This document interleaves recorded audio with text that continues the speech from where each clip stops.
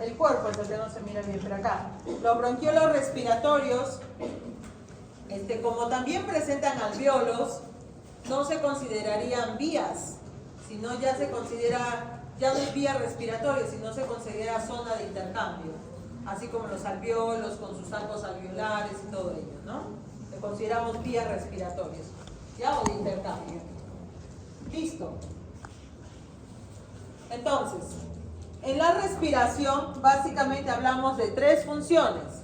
La ventilación, ahí sí la ventilación pulmonar, ¿no? A cambio de los pulmones, donde vemos pues el aire que entra y sale, ¿no? De los pulmones. Entonces ahí mucho tiene que ver la ventilación pulmonar como aparato, ¿no? Como engloba en sí el sistema respiratorio. Luego tenemos la otra función, el transporte de oxígeno. Estamos hablando no del transporte de oxígeno en las vías respiratorias, sino el transporte de oxígeno en sangre, ¿no? Por saturación de oxígeno en sangre, parcial de oxígeno, etc. ¿Listo? Y la otra función, hablamos del intercambio gaseoso que se da a dos niveles, ¿no? Básicamente más nos concentramos a hablar de este intercambio gaseoso externo, es decir, ¿qué se dice? Respiración externa o hematosis, ¿sí? Y el otro intercambio gaseoso ya hablamos a nivel tisular.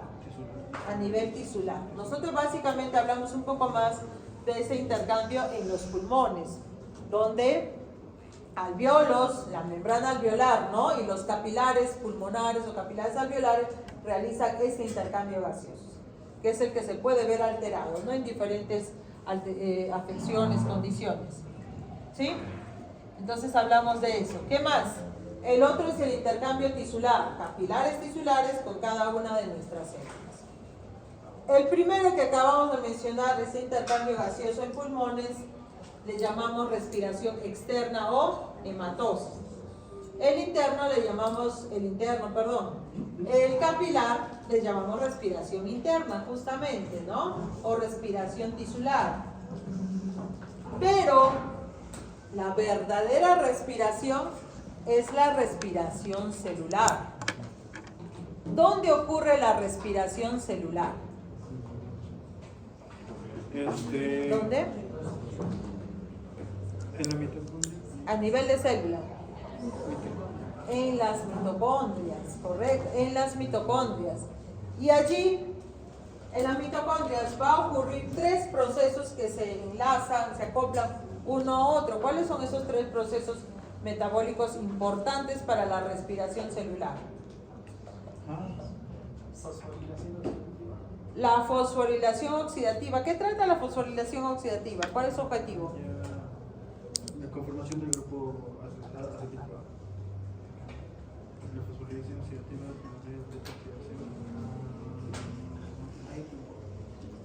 ¿Algún otro proceso? El ciclo de Krebs, ¿ya? Más allá de lo que empieza la glicólisis a nivel citoplasmático, no. Luego ya iniciamos allí en la mitocondria el ciclo de Krebs, del cual se necesita pues el NAD o el NADPH reducido, el FAD reducido, que usamos en el ciclo de Krebs para acoplarlo al siguiente procedimiento, el siguiente proceso metabólico, que sería, inclusive en el ciclo de Krebs ya se elimina CO2, ¿no es cierto? Ya el CO2 nos interesa por esa presión parcial de CO2 luego. Y entonces esas sustancias reducidas, llevando protones, llevando electrones, se acoplan con la cadena respiratoria o cadena transportadora de electrones. Y esa cadena respiratoria, justo ¿con quién inicia? El primer sustrato allí, ¿quién inicia? La cadena respiratoria mitocondrial. ¿Con quién inicia? No era que inicia con. ¿Con quién inicia? Con el oxígeno. Con el oxígeno. Con el oxígeno. Y el oxígeno, entonces todo ese transporte de electrones, generación de protones, va reduciendo el oxígeno hasta que se forma oxígeno, súper reducido. No los radicales libres, aparte restos. No. Se reduce hasta producir agua. hasta producir agua. A la bomba de hidrógeno para que al final vuelva a ver. Y en el camino se generan sí, todos estos protones para tener energía en la fosforilación oxidativa. Para tener energía, es como decir la moneda de soles, ¿no? Los protones es la moneda de soles para producir una energía más cara, más eficiente, es como decir los euros. Yo gasto soles en mi maquinaria para producir euros, para producir ATP. Entonces, esos protones movilizan a las ATP sinteasas para que éstas produzcan ATP. Finalmente el ATP pues es la moneda de energía, ¿no? Que decimos. Entonces, ese es justo el objetivo, ¿no? Producir el ATP. Pero para eso, ¿qué necesitas? Que en la cadena entre el oxígeno. Y entonces, si no entra el oxígeno, te asfixias, ¿no es cierto? Ahí está, se asfixia. Finalmente, porque el oxígeno tiene que llegar hasta esa mitocondria, ¿ok? Para producir energía. Esa es la respiración celular. Ya, bueno. La comento porque es necesario, ¿no? Tener bien claro cuál es la respiración verdadera, decimos. Es en ese momento, ¿sí? Pero nosotros, cuando estudiamos al sistema respiratorio, nos abocamos a la respiración como aparato, a esa hematosis, a esa respiración interna también, para asegurarnos que ese oxígeno llega hasta cada una de nuestras células y ya las células lo utilizan en este procedimiento que hablamos de respiración celular, ¿ya? Justo para producir energía. Bueno, ese es el objetivo. ¿Listo? Entonces ahí están las tres funciones como aparato respiratorio, ¿no? Ventilación pulmonar, transporte de oxígeno, intercambio gaseoso. Al principio, esa primera función de la ventilación, esa función primaria de este sistema respiratorio, es pues suministrar oxígeno, que ingrese, ¿no? En cada inspiración. Luego, eliminar el dióxido, que salga en esa expiración. Y luego, que la bomba mecánica movilice el aire. ¿Cuál sería esa bomba mecánica? Los pulmones. Los pulmones son los que, ¿sí? Al ampliarse, ¿no? Al distenderse, al regresar a su forma, tamaño original, ¿sí? Generan el movimiento del aire por diferencias de presión.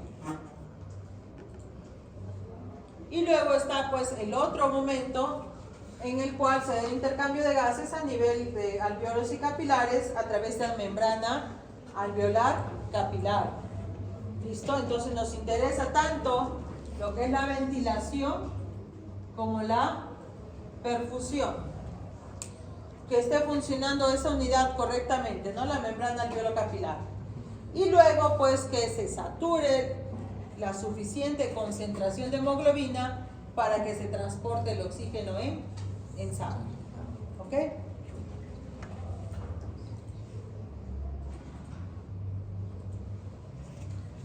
Muy bien, entonces en las etapas de respiración, ya se vieron los pulmones, si quieren, ya salieron los pulmones. ¿De dónde están?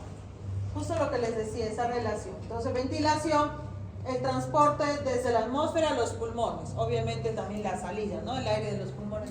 Pero lo que nos interesa es el ingreso del aire, para lo que es ventilación. Y la perfusión, justamente, que el flujo de sangre desoxigenada a través de la circulación pulmonar hasta capilares y retorno de la sangre oxigenada a cavidades izquierdas. Es decir, acá hablamos de la perfusión, lo que nos interesa es toda esa circulación, ¿sí? Circulación menor, el recorrido de la sangre de la circulación menor para llevar suficiente sangre en una cantidad suficiente de capilares hasta los pulmones, ¿no? Ahí es donde nos interesa la perfusión, ¿no? Representado por Q. Y luego pues está, una vez que se da esa relación, el intercambio gaseoso allí, justamente, ¿no? La externa, la hematosis, donde dice por diferencia otra vez, ¿no? Por diferencia de presión parcial, en este caso de oxígeno, es que se da el intercambio, ¿no? Entre la membrana y capilares. Para que haya una adecuada intercambio de gases, difusión, sobre todo hablamos de oxígeno, debe haber una adecuada relación entre lo que es ventilación y perfusión, que más o menos ¿Cuánto debe ser el valor normal? Hablamos de 0,8, ¿sí? 0,8. Una vez que ocurre el intercambio, se da el transporte de gases en sangre. Y por último, discutimos la regulación de la respiración.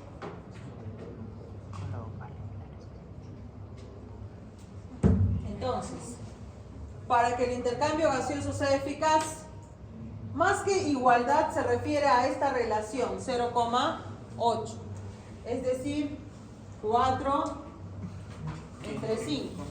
¿Cuánto es 4 entre 5? 0,8.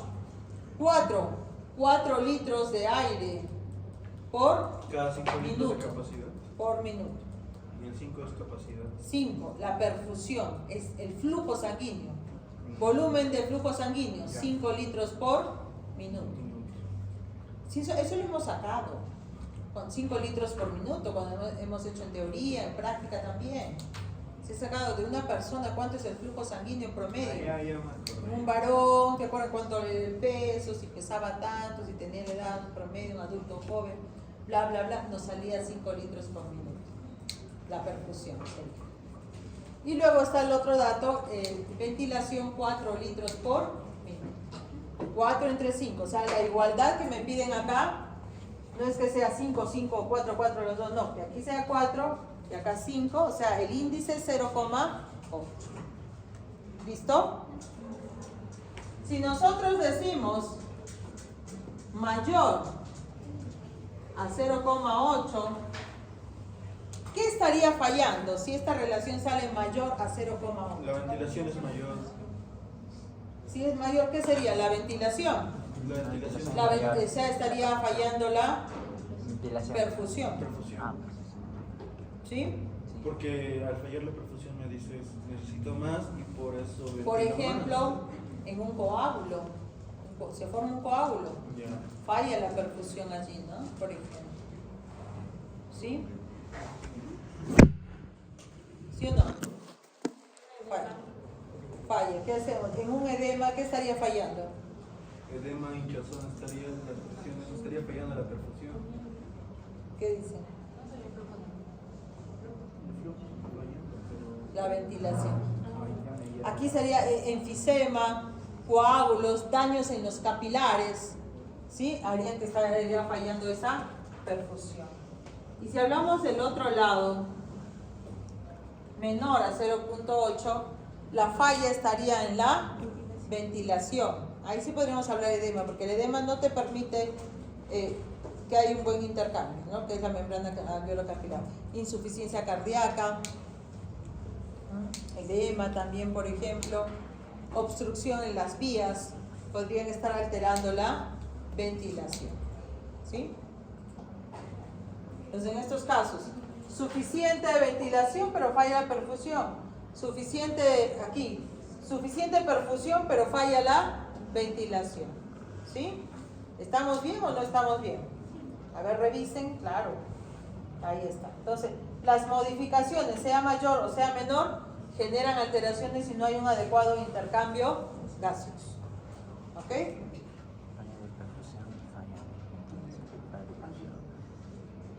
Muy bien. Entonces, en la ventilación pulmonar, pero ojo, aquí estamos hablando cuando estamos en reposo, ¿sí? Cuando estamos en reposo, tranquilos. Miren acá de costado, ahí está en la caja torácica, donde van a participar en la inspiración dos músculos. El diafragma, bueno, y otro conjunto de músculos. El diafragma, aquí, ¿no? Que tiene esa forma abovedada y baja, para bajar hacia abajo la cavidad torácica y elevar las costillas y elevar el diámetro ancho, ¿no? Anterior-posterior, ¿sí? El diámetro anterior-posterior. Para eso están los músculos intercostales externos, ¿ya? Entonces en la inspiración hacia adelante y hacia arriba, los músculos intercostales externos. Hacia abajo, la contracción diafragmática. Entonces, estos dos, bueno, este grupo de músculos y este músculo, el gran diafragma, son responsables de la inspiración en reposo. Y su objetivo, como han visto, ampliar la cavidad torácica. La expiración, no, esta es inspiración activa, ¿no? La expiración es pasiva, cuando estamos en reposo, como ahora están tranquilos, ¿no? Relajados, ¿o no? Bien tranquilos todavía. Hasta el jueves recién se van a estresar un poquito. O mañana, también. Recorrido 2 semanas. Listo, pero estrésense un poquito para que corra un poquito de adrenalina, ¿ya? Un poquito, suficiente, no tanto. Ok, en la expiración pasiva simplemente se relaja. Pero aquí, ¿qué estamos viendo? Bueno, ahí están los intercostales internos, sí participan. Participan los abdominales o recto abdominal, pero cuando la expiración es forzada. A ver, por ejemplo, ustedes expiran. Recién ahí participan sus intercostales y su recto abdominal, ¿no? A ver, inspiren. Ahí está. Al inspirar forzadamente, ¿sí? Forzadamente, ahí sí están incluyendo otros músculos, ¿sí? Otros músculos más. ¿Cuáles son? ¿Sí? Ustedes inspiran para elevar todavía, ampliar, ¿no? Este diámetro. Tenemos otros músculos, aparte de los intercostales externos, obviamente el diafragma para descender, ¿no? La cavidad torácica, ¿sí? Además está el esternocleidomastoideo para adelantar, levantar esternón, serratos anteriores para levantar todas las costillas y el escaleno para las dos primeras costillas, eleva las dos primeras costillas, ¿ok? Y en los músculos expiratorios, que es pasivo normalmente, pero cuando es forzado, muy importante el recto abdominal, pero también lo acompañan los intercostales internos, ahí sí. Ambos cuando se da la expiración forzada. ¿Ok?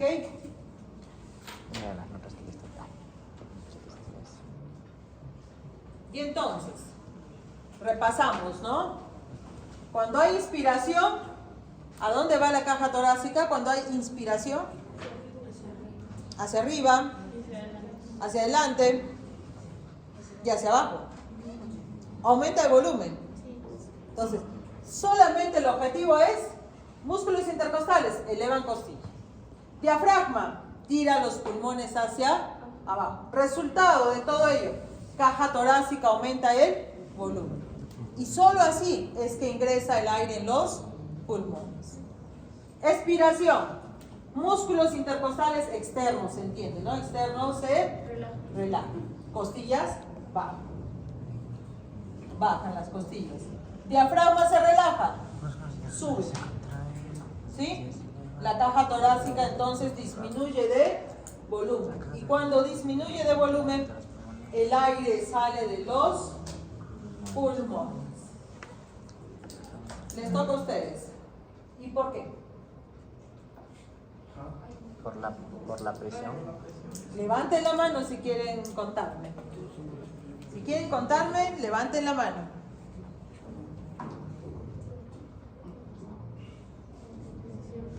Ahí todos se respondían. Cuando dije levanten la mano. ¿Cómo? Y de ahí aumentar más. No importa, hablen, son serias, pero arriésguense. A ver, Marcelo. La presión pleural supera la presión interna y eso hace que el aire salga. La presión pleural supera la presión interna.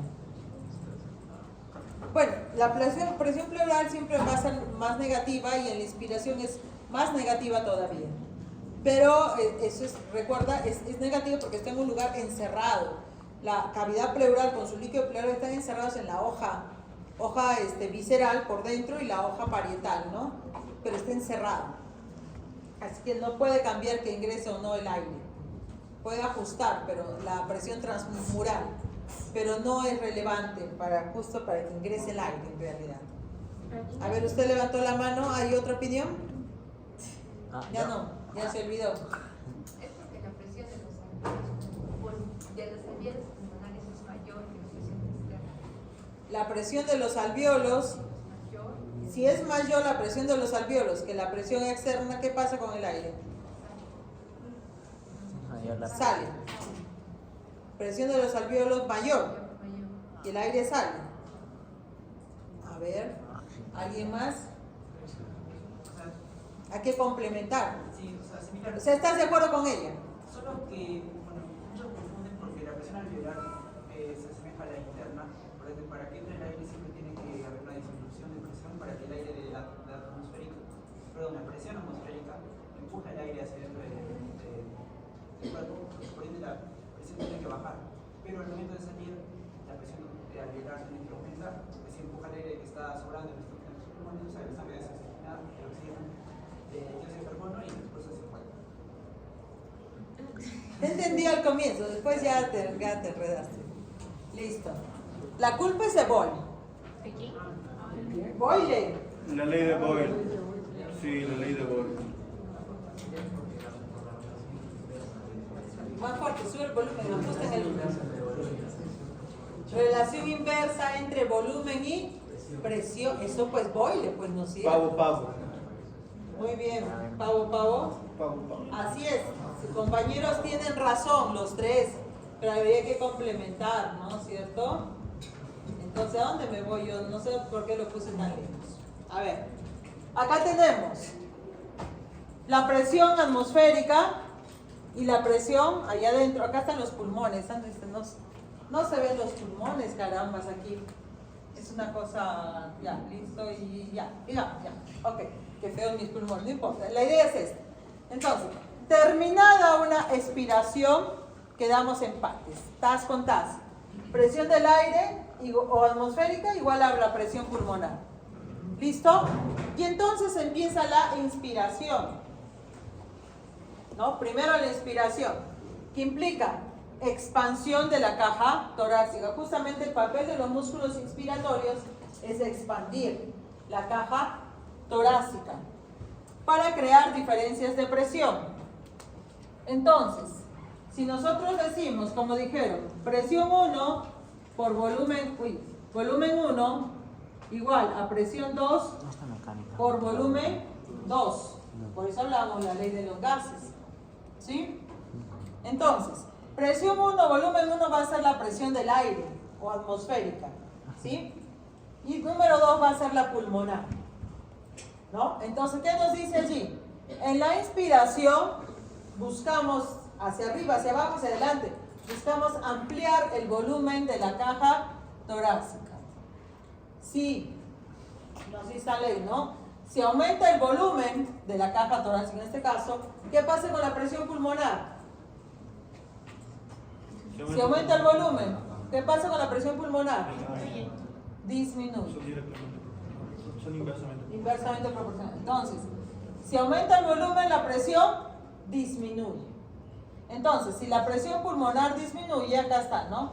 Presión pulmonar menor que la presión atmosférica. Entonces, pues los gases, ¿a dónde difunden? De la presión más alta pasan al lugar de la presión más baja. Entonces, presión atmosférica mayor que presión pulmonar. Por eso el aire ingresa a los pulmones. ¿Sí? Por eso el aire ingresa a los... Es que acá están los pulmones, no se miran, pero aquí están los pulmones. Ahí está un pulmón, ahí está el otro, ¿no? ¿Cierto? ¿Sí? Así de simple. El objetivo de los músculos inspiratorios pues es ampliar la caja torácica. ¿Y generar qué cosa? Diferencias de presión. ¿Listo? Y luego, segundo, la expiración es pasiva. Cuando estamos en reposo, expiración pasiva. ¿Listo? Ahí ya cambia la cosa. Para este caso, la presión pulmonar, decimos 2 y 3, 2, ¿no es cierto?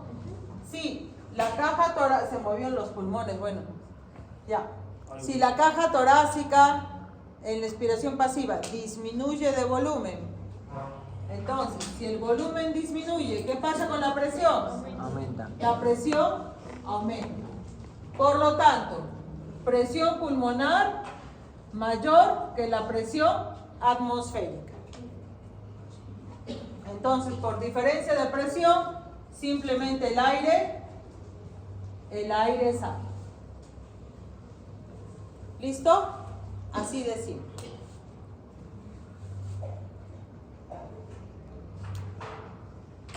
Muy bien, como dice allí, permitiendo que el gas escape de los pulmones. Ok. Regresamos.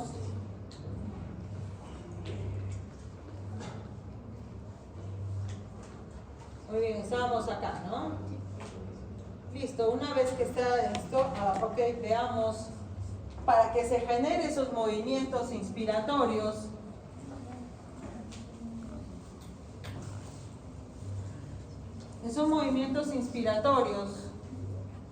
vamos a borrar tanto pulmón acá.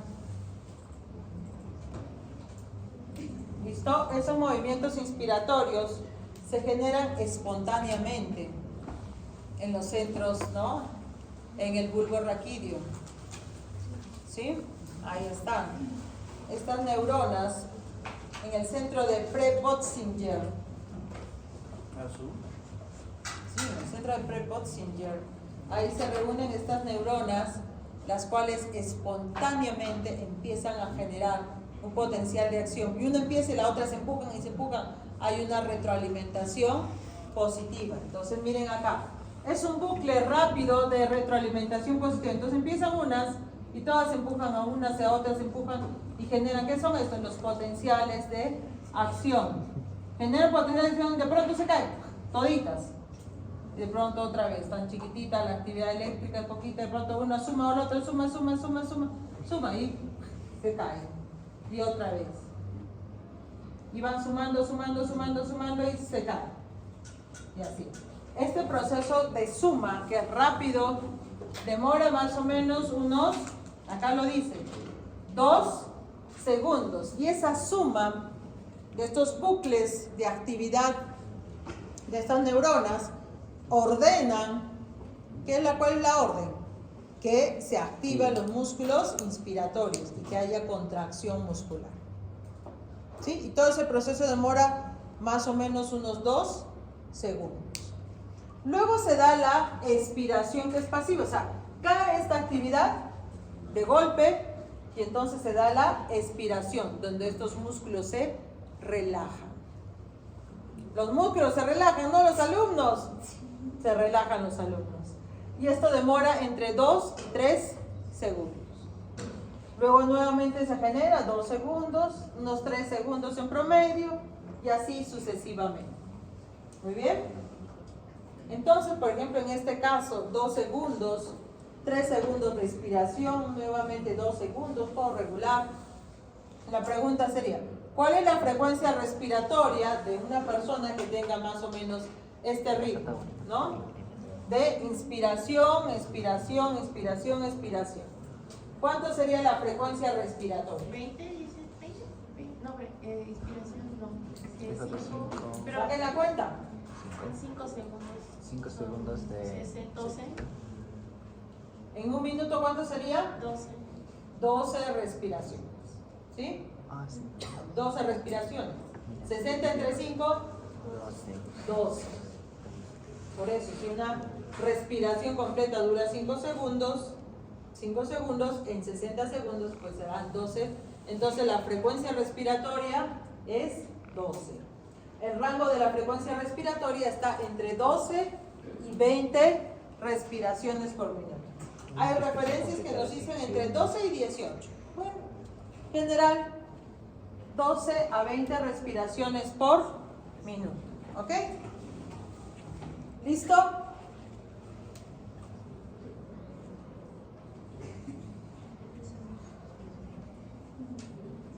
Ok. Si nosotros tenemos entonces, ¿no? Volumen de aire que se, a ver, ventilación pulmonar total, ¿no?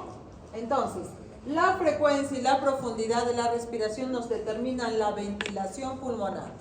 Entonces, ¿cuánto es la ventilación pulmonar total? Será volumen de aire que entra y sale en los pulmones, volumen. Y ese volumen cuando estamos en reposo es el volumen corriente o volumen tidal. Tanto hombres y mujeres, ¿cuánto es ese volumen? 500 mililitros. ¿Ok? Volumen tidal, volumen corriente, así en reposo. ¿Sí? En reposo y ya están durmiendo. Ok. Y bueno, por frecuencia respiratoria. Entonces, ¿cuánto sería la frecuencia respiratoria que hace un momento hemos calculado? 12. 12 por 500. 12 por 500. 6.000, ¿no? O sea, 6 litros por minuto. 6 litros por minuto. ¿Se acuerdan que al comienzo les dije esta relación? Yo les dije la relación es 4:5. Y ventilación, dije 4. Y no 6. ¿Y por qué? ¿Ah? ¿Por qué? Porque estamos hablando, o sea, aquí podemos quitar lo que es el espacio muerto. Podemos quitar también la otra capacidad, la capacidad respiratoria, o sea, la residual, el volumen residual, ¿tiene algo que ver? No, simplemente que cuando decimos ventilación pulmonar total, todo el aire que va a ingresar, ¿no? Volumen corriente que ingresa. Pero hay que tomar en cuenta que todo el aire que ingresa por las vías respiratorias, todo el aire no va justamente a los alveolos, no va al intercambio gaseoso. Todos los 500 mililitros no van. Cada vez que inspiramos, el aire, parte del aire se queda en las vías respiratorias. Pero eso no es el espacio muerto anatómico ya. Sí, y ese aire que queda en las vías respiratorias justamente es el espacio muerto anatómico. Sí, eso deja su Así en la práctica, ¿no? Pero en la práctica no les enseñé esta diapo. Porque nunca hay tiempo. Ya, pero bueno. Es que ahora les quería contar esto, ¿no? Para entender un poquito de esta parte tenemos que concentrarnos un poquito, ¿ya? Se concentran. Miren ahí. Recuerden, 500 mililitros ingresan. Pero nosotros tenemos, si contamos de un adulto las vías respiratorias, el aire que entra realmente a los alveolos es 350. Y 150 se quedan en todas las vías, ¿no? Desde las vías nasales hasta los mismos bronquios. Ese aire no llega a los pulmones. ¿Listo? Ahora entonces, presten atención aquí. Miren, el ciclo respiratorio en un adulto. Este círculo va a indicar el alveolo, unos 2.200 mililitros. Y este cuadradito representa las vías respiratorias, unos 150 mililitros. Entonces, cuando nosotros inspiramos, recuerden, inhalamos 500 mililitros, digamos que este es aire fresco. Bueno, es aire fresco. Puro no es, pero es aire fresco. ¿Sí o no? Fresco sí, puro no. Ya. Impuro en esta ciudad tan contaminada, ¿cierto? ¿No? Ahora como nos han bajado a una cuadra el tráfico, todavía más contaminado, nos han bajado a una cuadra el tráfico. Bueno, listo, pero llego 5 minutos más temprano a la 1. Bueno, entonces, teníamos 2.200, pero ojo, tengo 2.200, pero me quedan 150 mililitros de aire que están en las vías respiratorias. Esos 150 mililitros es aire viciado. ¿Listo? Es aire viciado, esos 150 mililitros. ¿Ya? Ingresan los 500. ¿Sí? Al ingresar los 500, ¿cuánto tenía 150 en las vías? El espacio muerto. Ese 150 de aire viciado llega a los alveolos. Más 350 del aire fresco. ¿Sí o no? ¿Sí? Porque inhalo, pero ya había 150 de aire viciado. Llega a los alveolos 150, más yo inhalo 350. 150 de ese aire nuevo, el aire fresco, se queda en las vías. ¿Sí o no? Se queda en las vías, ¿sí? Sí. Entonces acá, yo tengo aquí mi alveolito, entra 150 de aire viciado y 350 del aire fresco. Y del aire fresco, porque entró 500, ¿no? Entonces ahí, del aire fresco 150 se quedan en las vías respiratorias, o sea, en el espacio muerto. ¿Cierto? Ya. Entonces, fíjense que acá solo entra 350 del aire fresco, 150 del aire viciado. ¿Listo? Ahora, en total, mi alveolito tiene 2.700 mililitros. ¿Sí? Y los 150 de aire fresco se quedan aquí. ¿Sí? 150 de aire fresco se quedan aquí. ¿De acuerdo? Siguiente. Exhalamos 500. ¿Sí? Exhalamos 500. Entonces ahora ya no tengo 2.700. Tengo 2.200. Ojo. ¿Se acuerdan que aquí había aire fresco? ¿Sí? Cuando yo exhalo, ese aire fresco que se quedó en las vías, ¿qué pasa? Se va. Se va esos 150. Porque nunca llegó ese aire fresco, 150 nunca llegó. Se quedó en las vías. ¿Sí o no? Se quedó en las vías. Y lo vuelvo a expulsar. ¿Y cuánto expulso del aire de los alveolos? Que ya está con CO2, ya está viciado. ¿Cuánto expulso? 350. Y ese aire que proviene de los alveolos, ya hubo intercambio, ¿sí? Es aire cargado de CO2, ¿sí? Y esos del aire cargado de CO2 solo expulso 350. ¿Por qué? Porque 150 se queda en el espacio muerto. Es por eso que yo le llamo a estos 150 iniciales, le llamo aire viciado. ¿Por qué viciado? Porque proviene de los alveolos. Proviene y está cargado de CO2. ¿Sí? Por eso le llamo viciado. ¿Se dieron cuenta? Ustedes al comienzo me miran, ay, ¿por qué le llaman viciado? ¿Qué? No sé, qué discriminadora, me decían. Pero fíjense, pues, ¿es aire viciado o no? ¿Dice? Si se dan cuenta, de aire fresco solo nos llegó a 350. Siempre nos va a llegar 150 de aire viciado. Estamos ahí, todo viciado. En la expiración. Nuevamente, terminada la expiración, me quedo con 150 de aire viciado. Terminada la expiración. 150 que provino de los alveolos y nunca salió por quedarse en el espacio muerto. Nuevamente yo inhalo 500. 500 de aire puro, ¿cierto? Ahí están los 500. De aire puro solo entran 350 en los alveolos porque 150 eran los que estaban acá. 150 de aire viciado, estaban allí. Entonces, parte de ese aire fresco, no puro, fresco, se queda en las vías. Entonces, de 2200 paso a 2700 y el aire fresco, 150 se queda en las vías. Cuando yo lo expulso, 150 que se quedó en las vías de aire fresco y expulso 350 de aire viciado, cargado de CO2. Y 150 se queda en las vías aéreas. Siempre se queda 150. ¿Sí? ¿Todo bien? ¿Decepcionados de su aire? Pues así estuviesen en un lugar. ¡Ah, estoy en el campo! ¡Qué emoción! Aire puro. 150 siempre van a ser de aire viciado. ¿Ya?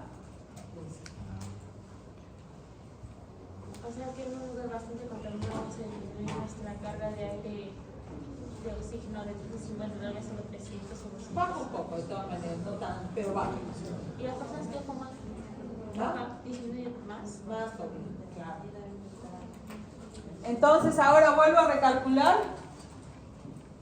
Entonces miren, ajusto mis cálculos de ventilación pulmonar, ¿no? Entonces, ventilación alveolar es más exacto, ¿cierto? Ahora sí. Frecuencia de la ventilación. ¿Cuánto es la frecuencia? 2. Por. Ahora ya no digo 500, digo volumen corriente menos espacio muerto. Volumen corriente menos espacio muerto, ¿cuánto es? 500 menos 150. 350. 12 por 350. 70. Ah, 4.200. 4200. Ahí está. Ahí está. Volumen alveolar total 4200. ¿Está o no está? Ahí está. 4200. ¿Sí? ¿Quién dijo 3000? Es la flojera hacer cálculos, ¿no? Es por la pura flojera nomás. Ya está. Ventilación. ¿Ok? Entonces, como ven aquí, ¿se acuerdan cuando les dije relación 4-5? ¿De dónde saqué ese 4? Lo redondeé, ¿no? Pero de acá lo saqué. ¿Se dan cuenta? De ahí lo saqué. Claro. Ahora falta el de abajo de perfusión. No, de perfusión ya hemos calculado en la fase 2 que flojera, ahí estaba ya. Tienes que calcular la perfusión de 5 litros por minuto. 500. Ya está. Entra 500. Listo, si no, Acá entra 500 de aire. 150. listo. ¿No puedes Sigamos. hacer el examen para calcular así? No sé, no tengo la menor idea qué voy a hacer en el examen. ¿Cómo que no? Claro, no, prefiero no. Y ahora Se suena el día antes la doctora ahí. Sí, un día antes. Es que no es un ratito, es todo un día que uno hace el examen. Esto demora, sí, demora. ¿No tiene un banco? ¿Mm? Y del banco saca. Pero son repetidas, por eso las preguntas son nuevas, todas. Nuevas, todas. Tiene algo así de ser. ¿Del banco? ¿Ustedes estudian de su banco? Bueno, de los que ven. ¿Qué banco? ¿No existen bancos? Les venden, ¿no? ¿Existen bancos? Les venden, sí. No venden, muy caro. Sí, ya saben ya los doctores. Pero nosotros hacemos preguntas nuevas. La doctora María Cecilia dijo que capaz iban a implementar para que sea un banco para que todos los estudiantes puedan acceder y practicar el examen. Algo así está diciendo que sería bueno. Una cosa es practicar antes del examen, pero fiarte todo el tiempo del banco es... Porque tú lo chancas, un banco lo chancas. Estudia, lo chancas. Te mueven del espacio, mueven el piso. Yo a propósito a algunos cuando estás en el banco, agarro la pregunta del banco y la cambio el dato al revés. Es un maldad. Frito, si lo estudias, si lo chancaste, ¿no? Y no te diste cuenta que yo cambié una palabrita que cambió todo el sentido, solo cambiar una sola palabrita. Cambia todo. Pero depende Y si- se ha arruinado, sí, varias veces han caído así. A veces al leer y cuando acaban la palabra, como que la pregunta no suena, como que no suena igual y se puede. El volumen, aquí vemos, volumen total, volumen tidal, volumen total 30%, o sea, 30% que se pierde, que no, realmente no hay intercambio, de hecho 150 el espacio muerto. Y de recién nacido, cuando hace su primera inspiración. Muy Ahí. avanzado, muy avanzado. Muy avanzado, no, su capacidad es mucho menor, Ah, estamos hablando de la mitad, poco a poco va rompiendo tensión superficial, ¿no? Y va porque los movimientos están completamente desarrollados. Bueno, pues están solo años. hasta los 24 meses está en desarrollo. No, o sea, 24 semanas, perdón. no, después de nacer esa respiración, igual entra en el estado alveolar semicurvo, que es de 22 semanas a 8 años. Como habían desarrollado, es menor, o sea, sería menos de 4,2 la ventilación alveolar. Menor, sí. 5 por 3. 15. Ahí sí varía de acuerdo a la capacidad de las personas. ¿Qué estoy moviendo yo acá? Ok, volúmenes, vamos. Hace un momento les decía el total, ¿no? La cantidad total. ¿Cuántos volúmenes? Veamos, acá tenemos. Estaba hablando de ese volumen tidal o volumen corriente, ¿no? Los 500 mililitros, ¿sí? En reposo, entra y sale aire, 500 mililitros, ¿ok? Y de pronto, a ver, tomen aire, por favor, tomen aire, todo el volumen de aire, tomen aire, vamos. ¿Cuánto pueden inhalar forzadamente? 3000 mililitros. ¿Contaron cuánto toman aire? ¿Contaron? ¿Contaron? 1, 2, 3 litros de aire. Hasta 3000 mililitros. ¿Listo? Ese es el volumen de reserva inspiratoria. Ahí se utilizan todos los músculos, ¿no? ¿Han sentido sus músculos? ¿no? El escaleno, esterocleidomastoideo, los... ¿Qué más? Y los cerratos. Cerratos. Ajá. Hasta 3.000 mililitros. ¿Listo? Luego están tranquilos como ahora nuevamente. Nuevamente están tranquilos, normal. Ahora expulsen todo el aire, expulsen todo el aire que puedan, expulsen todo el aire que puedan. ¿Hasta cuánto volumen tienen? 1100 mililitros. Es cantidad de aire que puede exhalarse de manera forzada después de una inspiración normal. Por eso están, ¿no?, en plena inspiración normal. Y todo el aire que pudieron exhalar es el volumen de reserva expiratoria. Ahora, el aire residual es como cuando ustedes están inflando un globo, inflan, desinflan, y ya está el globo medio estirado, ¿no? Así es, así son nuestros pulmones, ya medio estirados. Entonces, por más que en su momento boten todo el aire que pueda, los pulmones no colapsan. Siempre va a quedar aire en los pulmones, ¿sí? ¿Cuánto queda de volumen? 1200. 1200. Pero por más que les dije, si botasen todo el aire, los pulmones colapsarían, se pegarían uno a otro. Y no colapsan porque siempre queda el aire residual allí, unos 1200 mililitros. ¿Se acuerdan que hace un momento les ponía un alveolito de 2200 y luego 2700? Sí. Esa es la suma, es la capacidad residual funcional.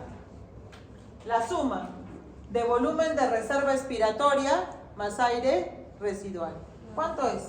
2300. 2300, pero ahí estaba en referencia como 2200, ya va por ahí, ¿no? Entonces, ¿se acuerdan cuando el alveolito recién después de terminar la expiración se queda con 2200, en la anterior imagen? Ya es esta capacidad residual funcional. O sea, cantidad de aire que contienen los pulmones después de una expiración normal. ¿Y se acuerdan que aumentaba 2700? Sí. Aquí, ¿no? Entonces, ¿por qué aumentaba 500 más? Por el volumen corriente. ¿Sí? Volumen corriente. ¿Listo? Entonces, estas capacidades las tengo acá. Entonces, capacidad pulmonar total es la suma de todos los volúmenes. Volumen de reserva inspiratoria, volumen corriente, volumen de reserva expiratoria, más aire residual. Eso es capacidad pulmonar total. Pero los que han hecho espirometría ya. No. Uno de los parámetros que tienen que ver es la capacidad vital forzada, ¿sí? Capacidad vital. En realidad, el aire residual, ¿sí? El aire residual es más o menos estable. Entonces, no vale la pena evaluar toda la capacidad pulmonar. Mejor evaluamos, ¿no? Es más factible capacidad vital, que es la suma, miren, volumen de reserva inspiratorio más volumen corriente, más volumen de reserva expiratorio, sin el aire residual. Eso sería la capacidad vital. ¿Ya? Y la capacidad inspiratoria es máxima cantidad de aire que puede inspirarse después de una expiración normal. Y aquí está otra vez. No, miren. Ahí está. Entonces este es volumen tidal o volumen corriente y está la capacidad. Por ejemplo, capacidad inspiratoria, ¿no? Toda la capacidad que se puede inspirar, sumamos, ¿no? Es volumen corriente más volumen de reserva inspiratoria. Capacidad residual funcional. Todo el aire, ¿no?, que puedes botar después de una inspiración, todo el aire que puedes botar, todo el aire que queda después de una expiración forzada, todo el aire que queda. Después de una expiración normal, después de una expiración normal, todo el aire que queda. Es lo que yo les decía, volumen de reserva expiratoria más volumen residual. Y la capacidad vital. ¿no? Volumen de reserva expiratoria más volumen corriente más volumen de reserva expiratoria. Eso es capacidad vital. Y eso es lo que se ve, ¿no? Bueno, capacidad vital forzada, lo que se ve es espirometría. Entonces, quienes tienen sus pulmones bien, su parénquima pulmonar correcto, su capacidad vital va a ser normal.